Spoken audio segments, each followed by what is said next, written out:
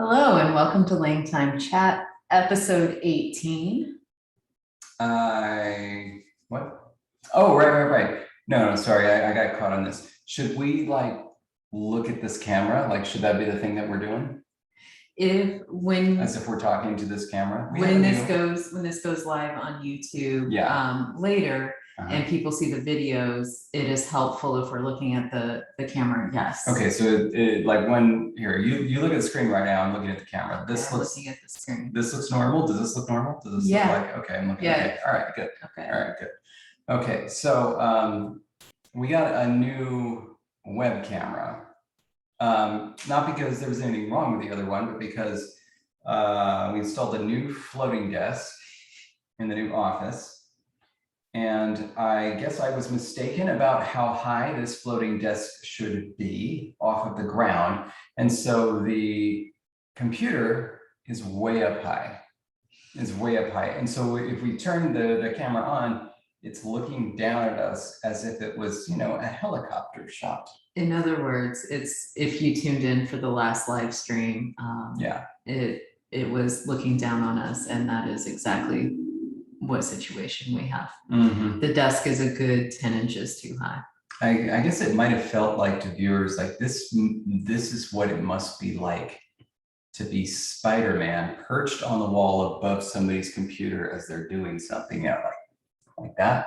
That is exactly what people must have thought. Yeah. A little thrill. I always want to be like to be Spider-Man. Yeah. Well, now you know. All right.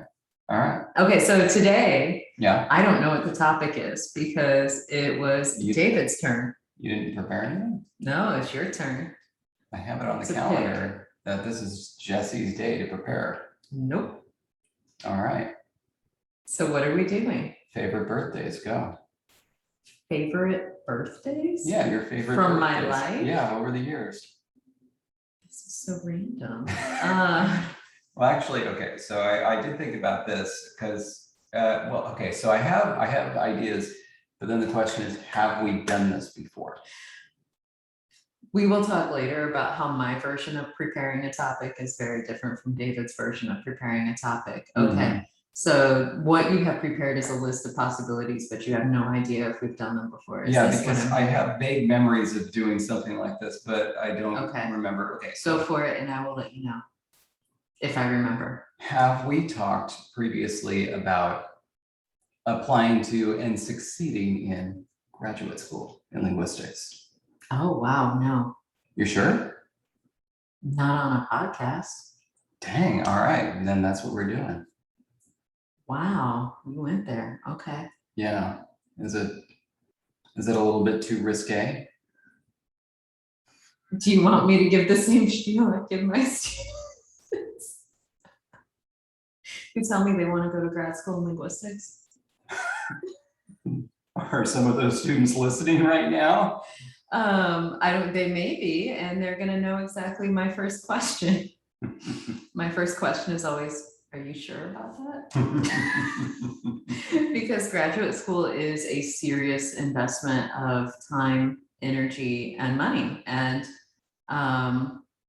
it is something that you have to be so passionate about that you can't imagine not going to graduate school, especially in today's market, unless you have a precise outcome that you're going for. For instance, a job that you specifically want that says you must have a master's degree in linguistics or a related field or something like that. It isn't necessarily worth it in today's market. So that's where I start, is like, how much do you really want to do this? Because it is going to be at least 2 years of your life for a master's program. If you want to go on to PhD, that's even a bigger, more serious question. But yeah, that's where I always start, is like, really think about this before you jump in. So my personal experience with graduate school is that I basically just applied on a lark because, it was just a whim, right? I wasn't planning on doing it. And it had virtually no financial impact on me. I think I came out ahead. That is not the story you hear most of the time, and not the story you hear, especially now. Because right now, Yeah. even getting any funding for graduate programs in some places is so competitive that you cannot get funded until you're a PhD student. And other places are not like that, but there are definitely schools where it's like they won't even touch you with funding until you're a PhD student, and they won't admit you as a PhD student until you have either a year experience at that university, because they want to make sure they want to invest in you, or until you have a master's. Let's talk about that distinction first off, because number one, I think it's important for everybody to know the distinction between a master's program and a PhD program, because there are differences. So for example, the universities that are near me, so in Southern California, near us, actually, we're both here now. But the state schools, so like all the Cal States, like Cal State Long Beach, Cal State Fullerton, don't offer PhDs. They do offer master's degrees. So for example, both Cal State Fullerton and Cal State Long Beach will offer a master's degree in linguistics. These programs are unfunded in that nobody who applies as a student is going to get funding. It's not even a part of the discussion. You're basically investing in order to get a master's that you were hoping to do something with. A PhD program, on the other hand, is different. And there are two ways to get into it. So what Jessie just described is a situation where they expect you to have like a year's worth of experience or already have a master's degree before they admit you. Now that's probably the smart thing to do. It's probably the smart thing to do for them, for them. That was not my experience. The PhD programs I applied to, it was just straight in, straight out of undergrad. And basically they were just competing to get you, which was delightful. So I applied to two PhD programs, one at UC Santa Barbara and one at UC San Diego. I got into both. UC Santa Barbara offered me I think it was the first year free plus just $15,000 they would just give me. And then UC San Diego offered me, I think it was just the first quarter free. And then maybe a small stipend, because that was all they could afford. Or at least for somebody like me, which was, I mean, I think they evaluated my abilities better than UC Santa Barbara did. So they really dodged a bullet. UC Santa Barbara really dodged a bullet by not admitting, or by me not accepting them. Anyway, but then after that first quarter, I was given the opportunity to do one of two things. That was to be a TA or to be a research assistant. Those programs aren't always available, or because, you know, they're competitive. But at least in the case with UCSD, it was usually there were more spots available than grad students, so you could always get it. And sometimes you could get stuff outside of the linguistics department. So for example, while Erin, my wife Erin, was at UC San Diego, she was in the Dimensions of Culture program at UCSD, where what was that? It was like what freshmen do when they come into college. Like, it was a freshman writing program. It wasn't connected to linguistics at all. But I don't know, they had spots available. I also interviewed for it and they turned me down. That was their mistake. Is it? Yeah. Okay. I would have been great. But I was much happier TA in linguistics anyway. I would have been too. It looked like a lot of work. Yeah. But the cool thing about being a TA was it paid for your tuition and fees. So that was covered every quarter at UC San Diego, you did it. And then it paid you money. And so like, they actually just paid you money. And so, because it was a job. Yeah. And then and so that was really cool. And then there was health insurance through it, but then I just didn't have it because this was back in 2003 and you didn't have insurance. Wow. Wow. I know, you're something. No, I so have a feeling our grad school experiences were a little different. I mean, it's not that it was so drastically different, but no, I definitely, like, I applied for the PhD program at Boulder, and they let me into the master's program.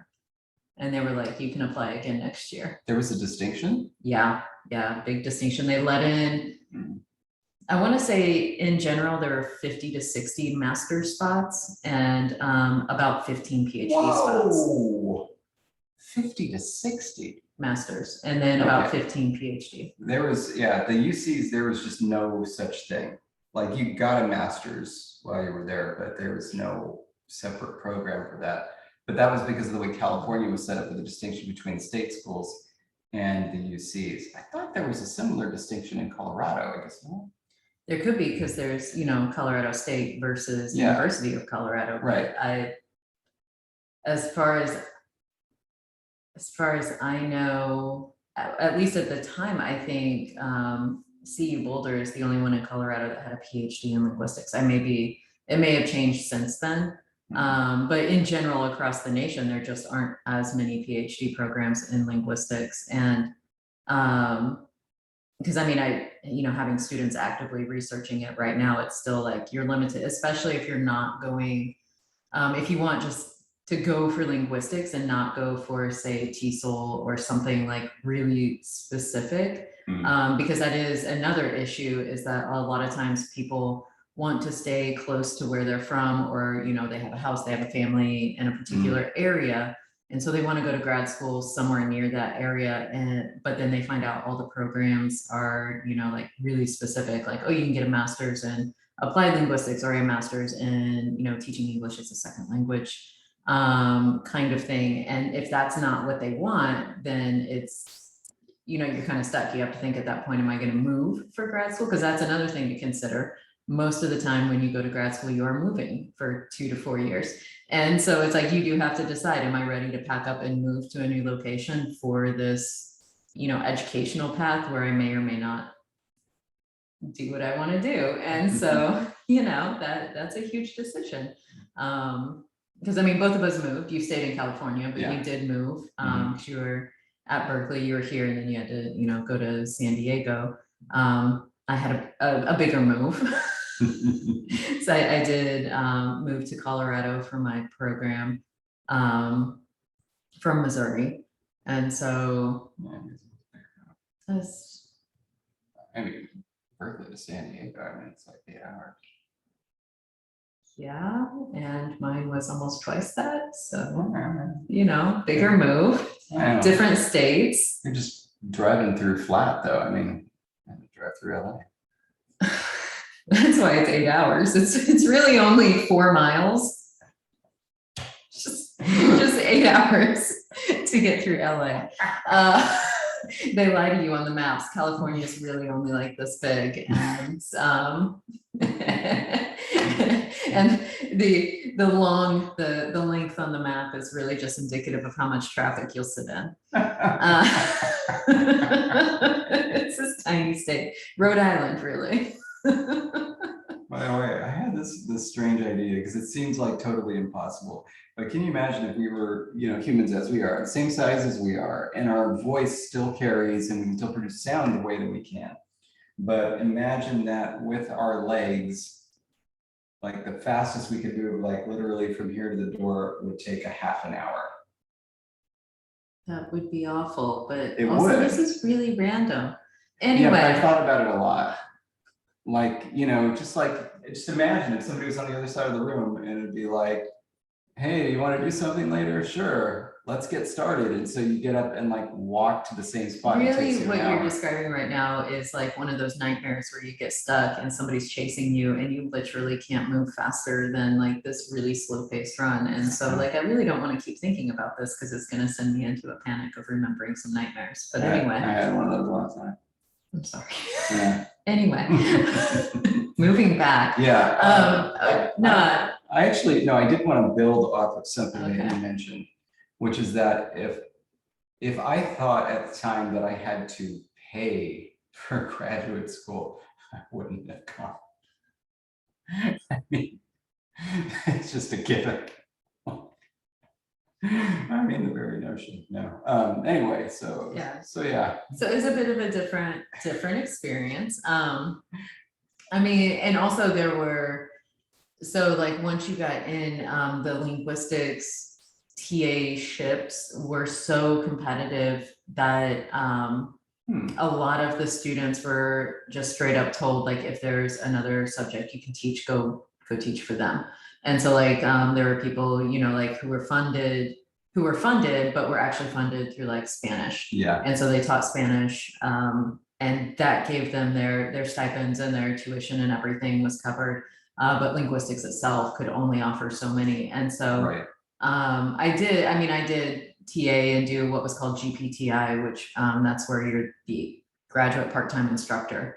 And so you're actually the instructor of record for, so like I taught one of those huge lecture halls with 200 students, and I had TAs working with me to do the Friday recitations while I did all the 200 people lectures. That's amazing. Yeah, that never, we didn't really do that at UC San Diego.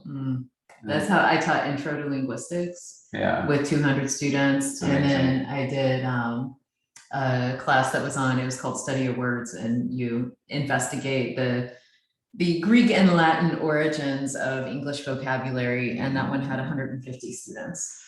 Amazing. Shoot. Oh, right. It was similar at UC San Diego, where there were a lot of graduate students who, because the linguistics department at UCSD ran all language instruction at the school, which is unusual. But because of that, they could offer a lot of funding through that by having graduate students teach classes where they happen to be fluent in the language. But yeah, because they said the same thing, that, you know, the linguistics TA ships, you know, were rare and very competitive. But knowing me, I knew that I would always be at the top of the list, so I was never concerned. Wow. By the way, you're sure right. This thing doesn't have like a little tiny thingy up there. I know, that's why when you told me, so he is pointing out the fact that when you are the person leading the Zoom meeting, there is no timer telling you how long you've been recording, which is something I have told him multiple times before. And I think this is the first time he's actually believed me since he's seeing what Zoom looks like from my end as the one hosting the meeting. Why would I believe you by your word? Anyway.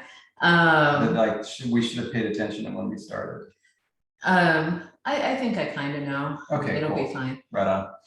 But no, I will say though, like, even though I give the dire warnings to my students about, you know, grad programs and grad school and making sure that that's what you want to do, one of the reasons I do that is quite often students come to me saying, well, I want to be a professor. And I love it. I get it. I'm one. And so obviously I support that vision, but one of the problems with that is right now the academic job market is so horrible that it's like there's just not only no guarantee you'll get a job, but like right now if you find a job, it's like, you know, look on social media, you'll find out that you're actually kind of a unicorn right now. And so because of that, it's like one of those things where it's like, I don't know what the job market's going to do by the time you finish your PhD. So it may be better. It may have loosened up. It may, you know, there may be more job openings, but right now we have far more PhDs in linguistics than we have linguistics professor positions open in the country. And even, I'm going to go ahead and say in the world. And it's to the point where like, when you look at the job listings, like they know what they're doing, and universities will be like, we want someone who specializes in phonology, but can also teach Arabic and teach French literature. And like, they know that they can do that because there is going to be somebody who meets that qualification. And so it's like, they legit look at their curriculum and say, we need someone to teach these like 3 seemingly unrelated courses. And so we're going to hire one person who can do all 3. And I promise you, they will find someone who can do pretty much any combination they want. But that does make it hard for somebody coming into it who doesn't meet these really random qualifications. And so that is another reason why I say, like, really think about what your goal is for grad school before going into it. Because I will say, with all my dire warnings, I loved grad school. I mean, I loved every minute of it, even the crazy paperwork and the hoop jumping and the The amount of writing and everything, I loved it. Wow. I mean, I thought beforehand that I knew what graduate school was going to be like, and I was right. I thought I wouldn't like it, and I didn't. I loved it. Like I seriously, as soon as I finished my PhD, I started researching other programs because I was like, I want another. That was me. And so, by the way, in case you're wondering, you're like, well, what was she looking into? My main focus at the time was I wanted a PhD in the classics. And so specifically Greek, and I was looking at Greek, language, but also architecture. And so that was my vision at the time. I found programs, I was ready to apply. If I could have afforded to just keep going to grad school, I would have. My goodness. I would be a perpetual student. No, I certainly don't regret going to graduate school. I got some really key pieces that I needed there, especially in terms of conlanging. But I mean, I legit would go research back. It's just torture. It's just constant torture the entire time. Like, why would anybody do that ever? I mean, unless you were going to get something out of it. I mean, because you learn. You can do that on your own. But you much have less pressure. But you have someone telling you did a good job. And you do. Self-burn, huh? Those are rare. Oh my gosh. Wow. Okay. So we did have very different grad school experiences. I remember the first time I saw a graduate student. It was for an English course in Berkeley. And I just, saw this person. She was a TA for English, which was 45C. And it's like I kind of saw what she was like and learned more about what that life was like and what graduate school was like and being a graduate student was like. And I was like, well, that's definitely something I never want to do. And my opinion has never changed since that point. So, I mean, grad school is not for everyone, that is for sure. And I know that, even people who at the end of it can still say, for the most part, I enjoyed it. I also know that the pressure it does put on you is not for everybody. And so there are horror stories that everybody can tell about, the way that pressure can make some people crack. And so it's really, that is and there's not the mental health support in place to help a lot of students at the university level, and that's undergrad and graduate both. And so it's definitely a problem across campuses. I guess it wasn't like it was really a ton of pressure. It's just not fun.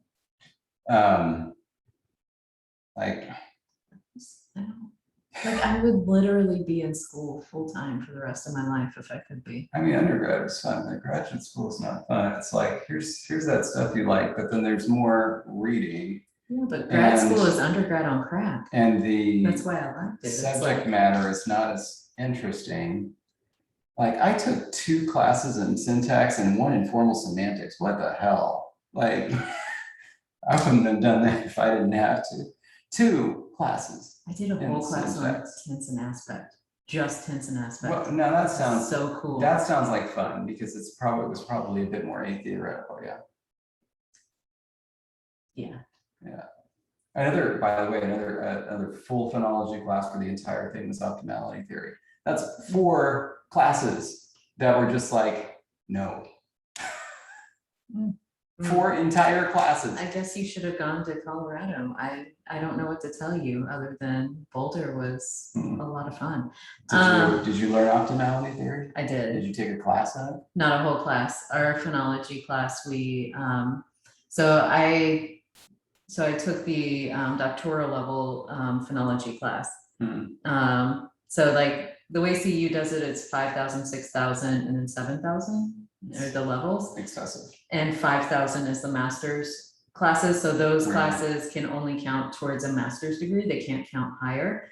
6,000 level courses can count for both master's and PhD. The 7,000 level courses, you have to have enough of them to qualify for PhD, curriculum. And so those are the classes that really, for the most part, it's really only the people going to the PhD level that you're going to have in there.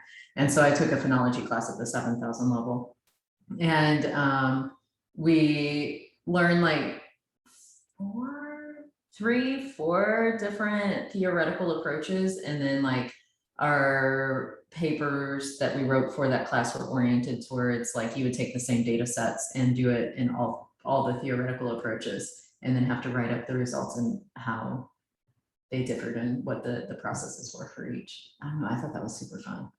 I mean, although I will say though, I'm not one for theory in general, and I'm very, very grateful that the faculty advisor who I worked with for my PhD for the dissertation, she appreciated that, and I was able to get away with doing my dissertation so data oriented that I only taught theory in one chapter, and that's kind of unheard of for a lot of dissertations. Yeah, well, that actually sounds kind of fun, where it's like you're just looking at theories, kind of like, kind of like it's a little fun game. And be like, here's 4 different engines, churn this stuff through and see what the results are. That's kind of cool. But it's like, now this is an entire class where it's like every single assignment in the final paper was all optimality theoretic analysis. I thought you liked that kind of stuff. The way you write the phonological rules that we use. That's not optimality theory. I'm not saying it is, but the fact that you're so persnickety about how they're written, I really thought you would have enjoyed some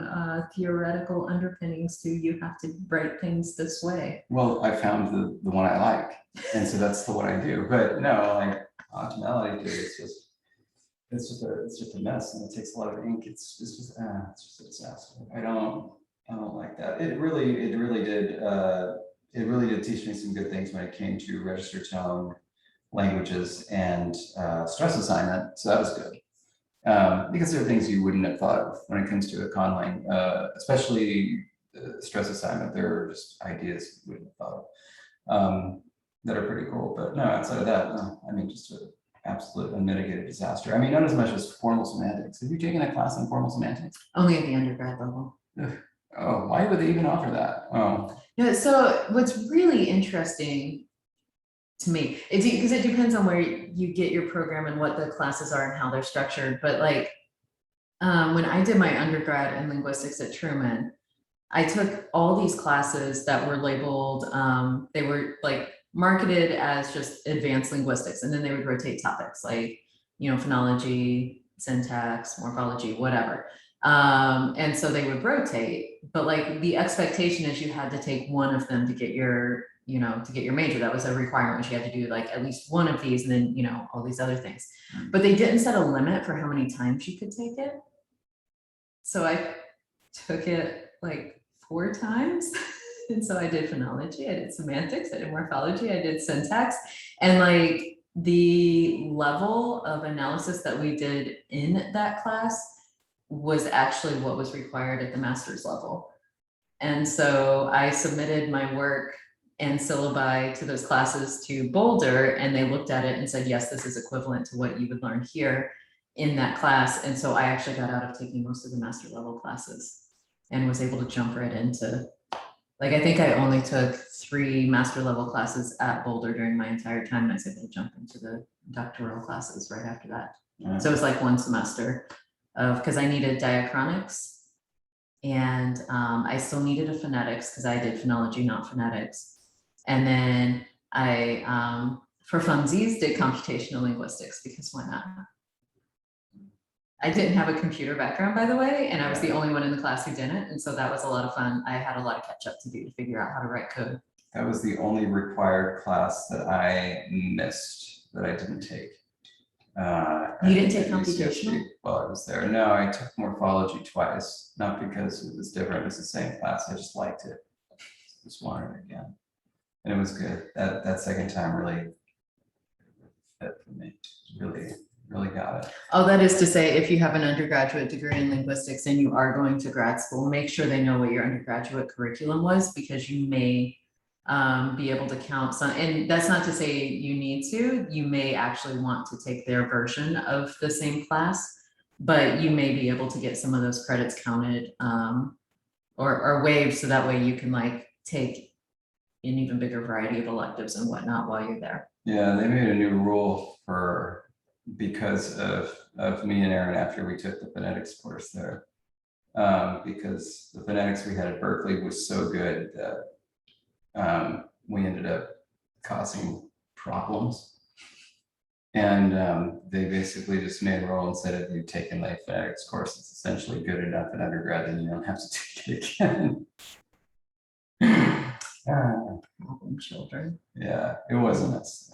It was, that situation was resolved after we left and amicably. But anyway, shoot. Oh yeah, so by the way, the UCs, it was like there's lower division and upper division, and that's just undergrad. So 0 to 99 or 1 to 99, and then 100 to 199.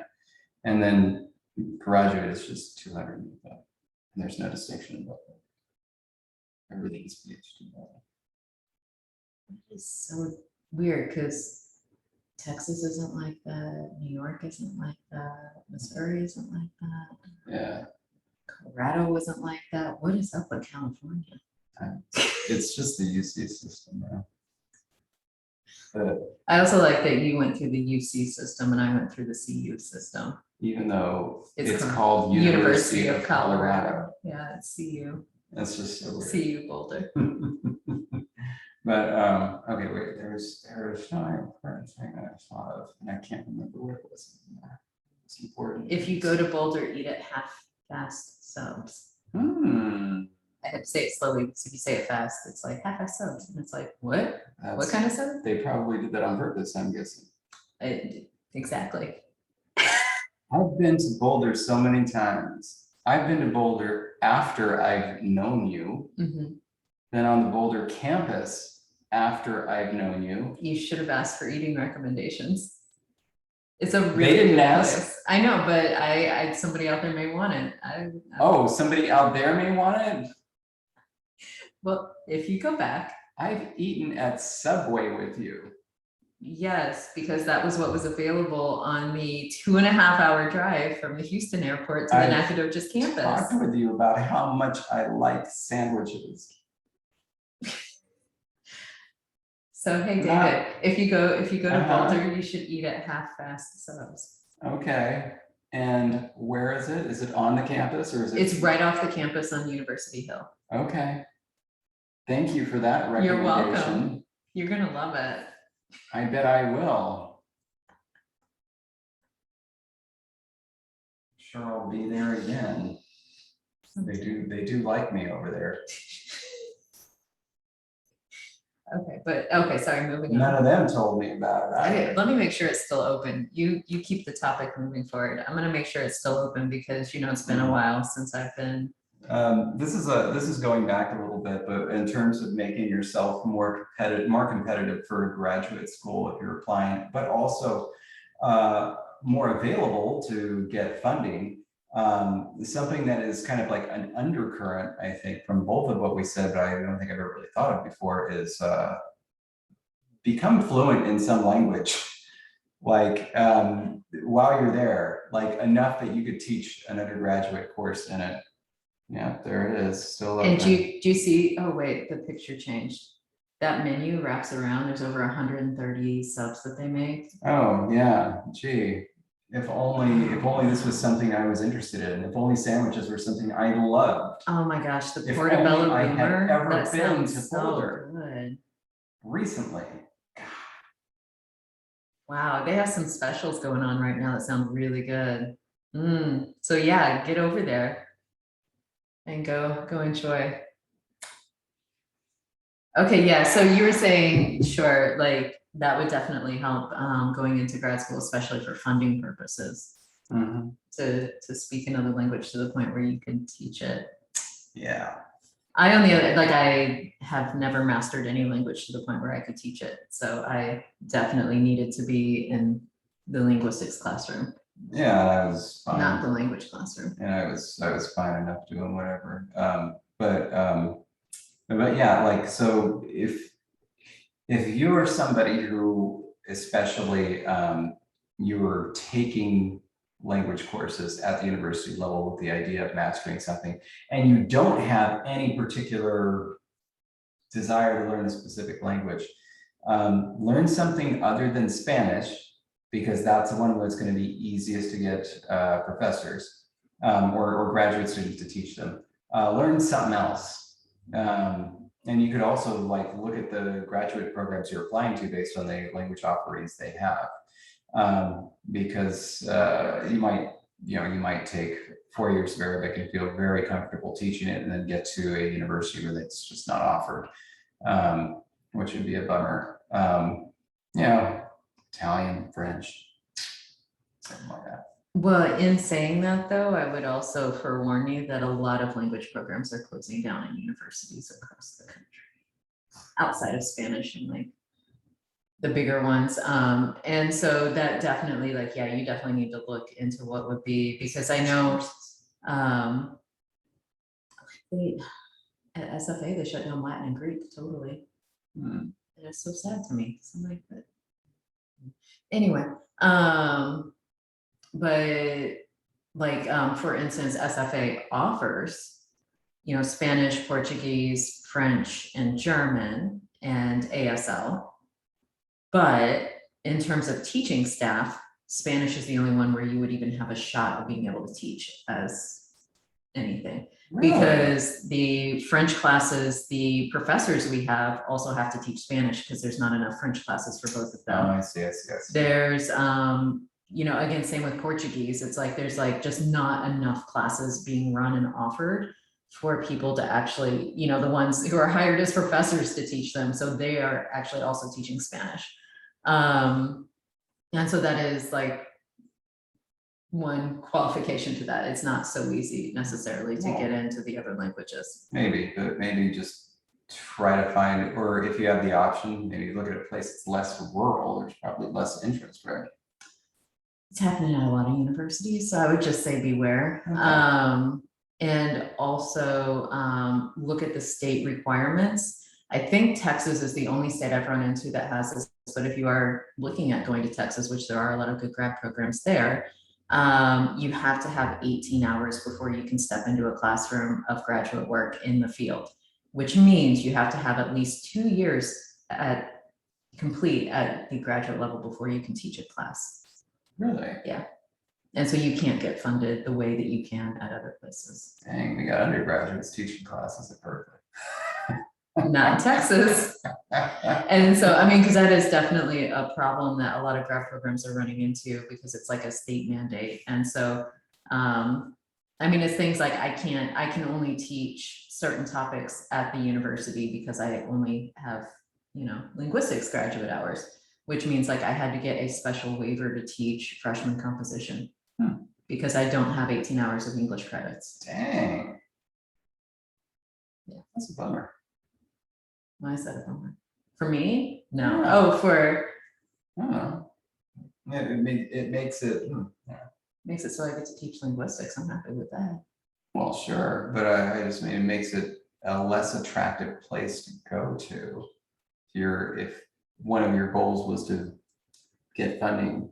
Oh yeah, no, and so because I mean there are the bigger Texas schools figure out ways around it to figure out how to get students funding. But if you're going to a smaller regional school, I promise you funding is going to be an issue. And if you do get funding, then like awesome.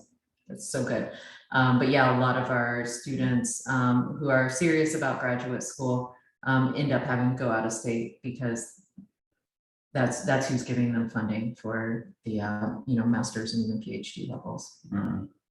Oh, also, like right off the bat. Yeah, by the way, we've been talking about public schools Yes. in the United States. If you're looking at a private school, basically you can't go unless you're going to be fully funded, because it's literally like $50,000 to $60,000 a year. You do know though that state schools, if you go out of state, are over $40,000 a year, right? For grad school, and that's just school that's not living on campus. Yeah, but they take care of that if you're funded. Yeah. And if you're not. Yeah, but then like let's back up. I was not funded my first semester at CU. Really? Really. So you have to like pay a bunch of money. Yes. Why the hell did you do that? Because I wanted to go to grad school.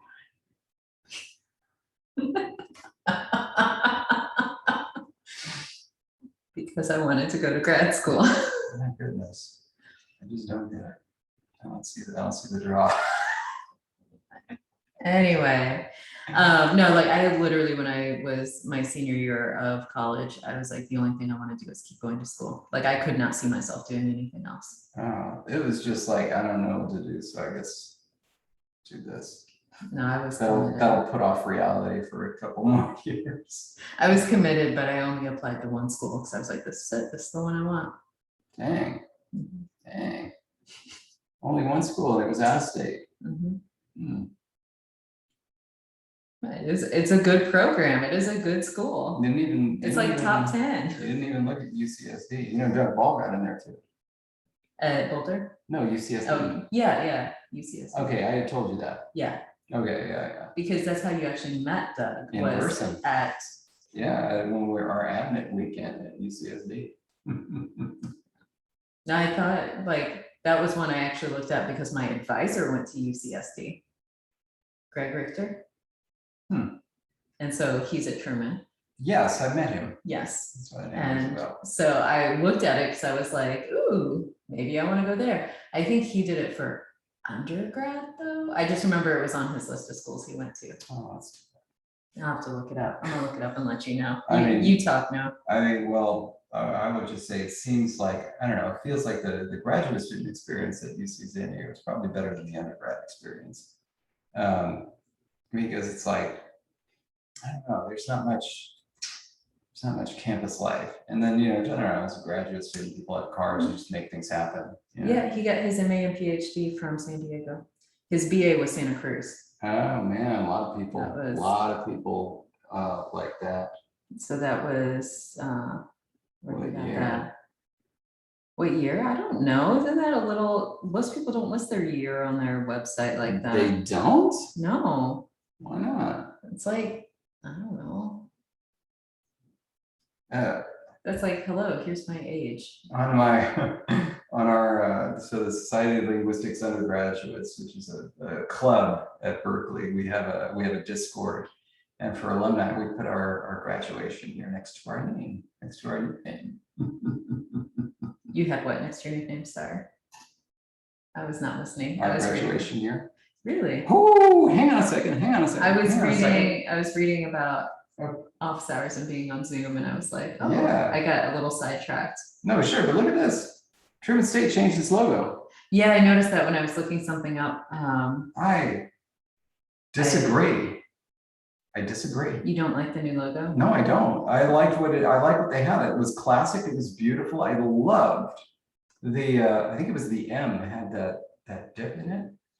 It was just gorgeous. It comes down like that. Yeah, this is very That will come across in the podcast very well. The Yeah. M in Truman had like the middle part that comes down as you go up and down for that Mhm. stroke before you go up and down again. But that first time you come down, it would like swoop in like the opposite swoop from a J, you know, swoop down, and then the other Yeah. end, the other half of this the is very modernist, and I'm sure that there's like, you know, what do you call it? Like there's probably symbolism to why, you know, this symbolizes boldly looking into the future and blah blah blah. Well, the T looks like it's part of a sunrise or something. It looks like it's fractured and moving forward, and That makes it sound a lot more something. exciting than it is. It looks like modern art.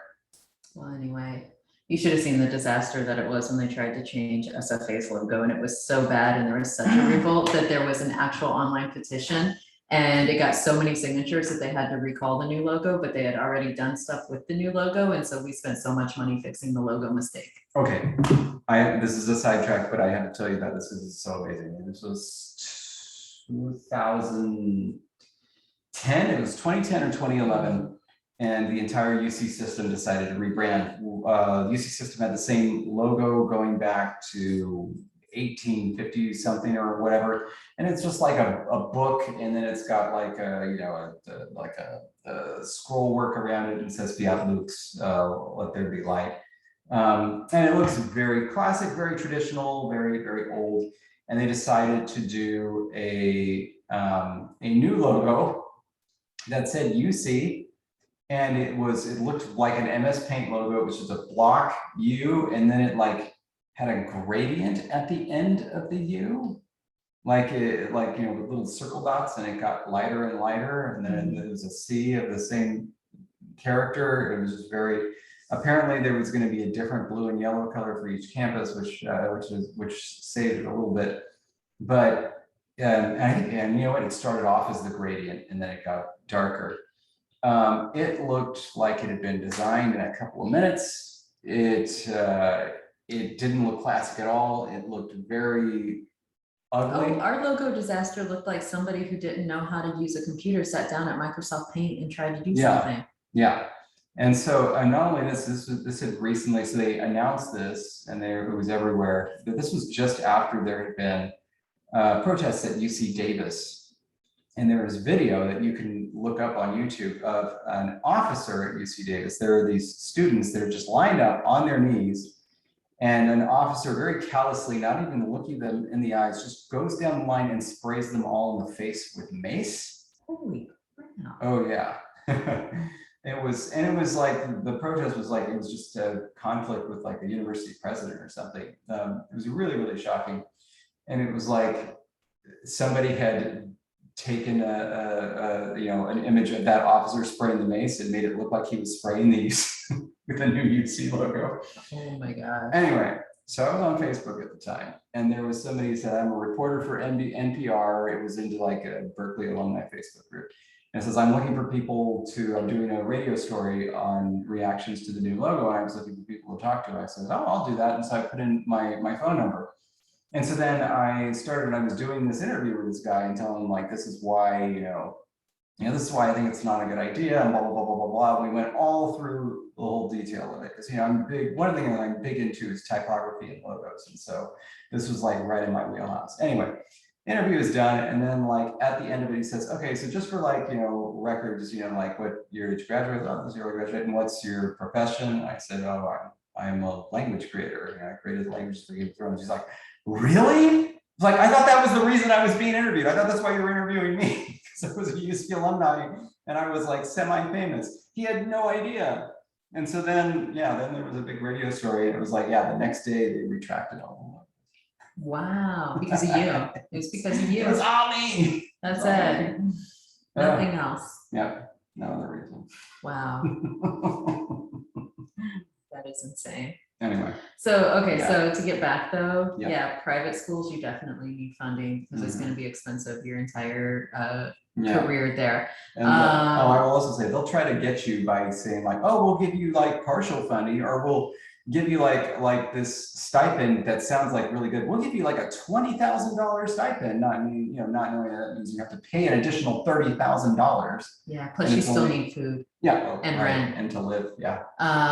And so that was the moral of that story. And then also, if you're going, I have no experience with graduate schools outside of the United States. So like, I can't even begin to tell you what process or what you need to think about if you want to go to grad school outside of the US. And so unfortunately, I just, like, I know there are so many good universities and so many amazing programs, but like, I can't even begin to tell you what you need or how they work or how funding works or how any of it works. Yeah, also very different if you are applying from within the US to someplace outside the US versus just within those countries itself. Yeah. But obviously, when you talk about linguistics, one of the first universities that pops up, well, a couple of them are McGill in Canada and the University of Edinburgh in Scotland. So those are two spots that a lot of people will target for grad school. But because of that, I'm sure that between the two of us, we have tons of contacts at both places. Yes. I'm glad you do. Yeah. What contacts do I have? Seriously? I mean, you know people. In the US? Yeah, but like you don't know anybody at McGill or no? Really? Really? Wow. Do you think I'm lying to you in the podcast to be like, yeah, reach out to David? No, I don't know anybody. Oh, all right. Okay. So reach out to David if you want him to get in touch with his contacts, which are quite extensive, at either of those universities. You make friends. People bounce around when they get jobs and stuff. Sorry. Yeah. I can help you within the US. Oh, I think there's like one person on my Twitter group who teaches in England somewhere. So I can figure out where she teaches. But that's, sorry. all right, fair enough. Moving on. So yeah, Yeah. if you want help figuring out information outside of grad schools here, David's your guy.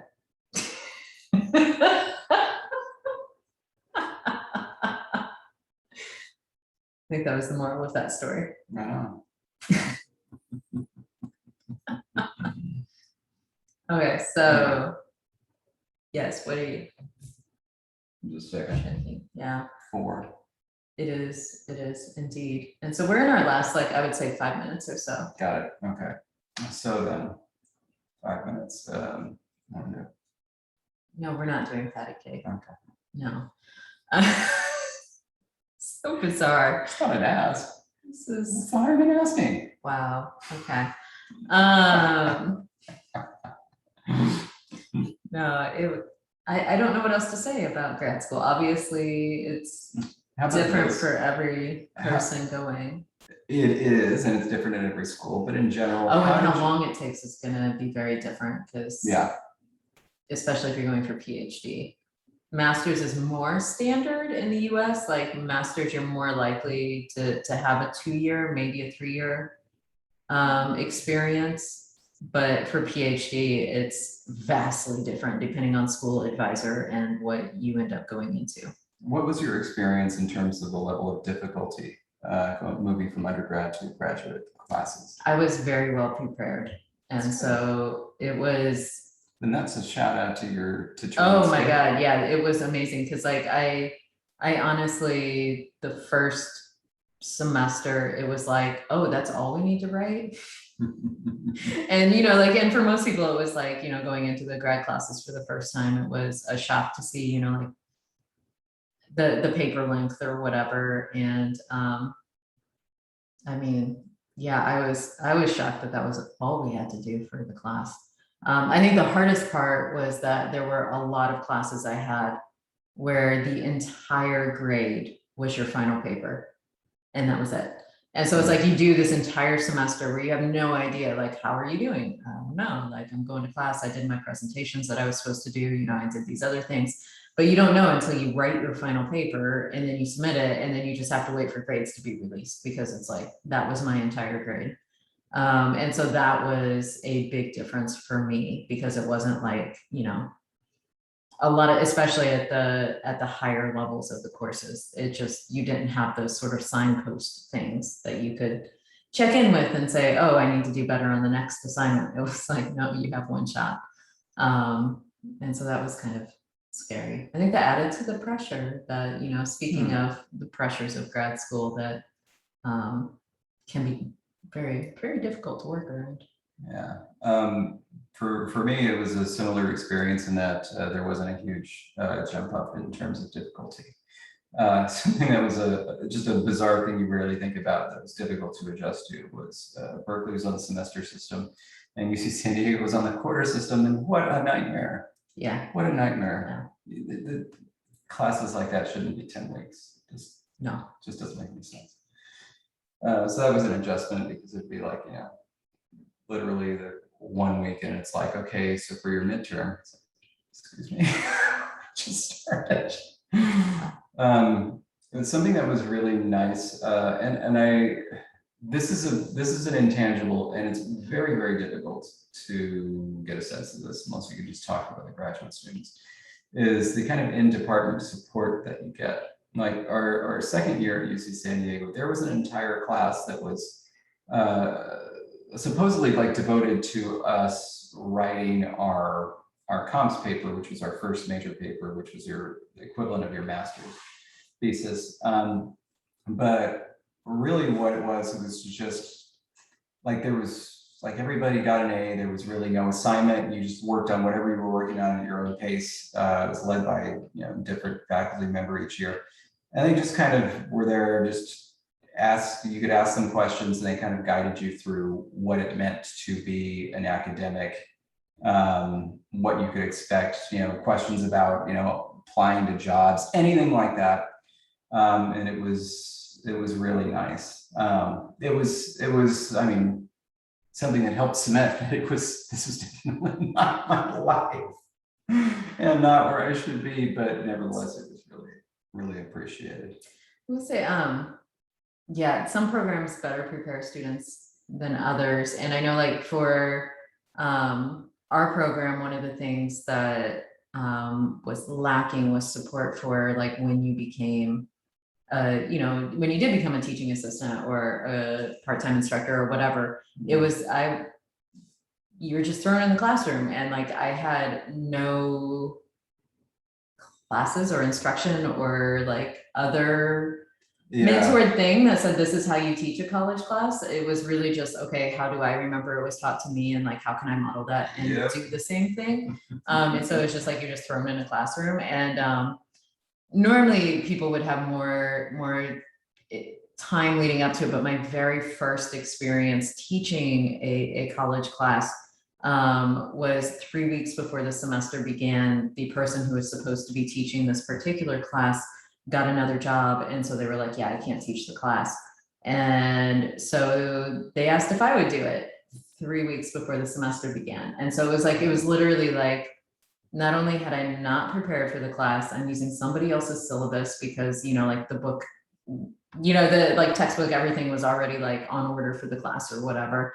And so it's like I'm using all of their setup for the class, but like I had never run a class before. And it was just like, here you go. And so the support was lacking there, because I was like, I don't know if there's like a center I can go to learn how to do these things. And so it was a learn as you go experience. The students made it even better. I was 5 months pregnant. It was great.